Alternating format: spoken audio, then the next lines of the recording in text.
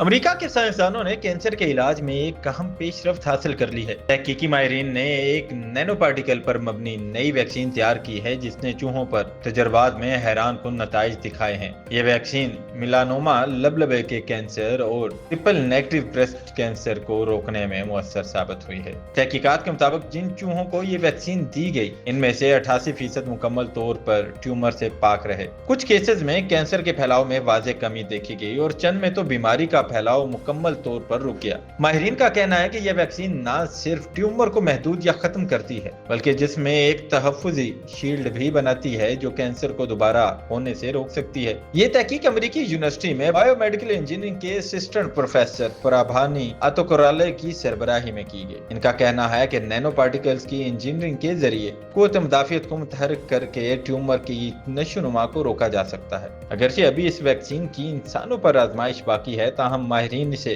Cancer کے علاج میں ایک نئی امید قرار دے رہے ہیں، ایک ایسی پیش رفت جو لاکھوں مریضوں کے لیے زندگی کی نئی کرن بن سکتی ہے۔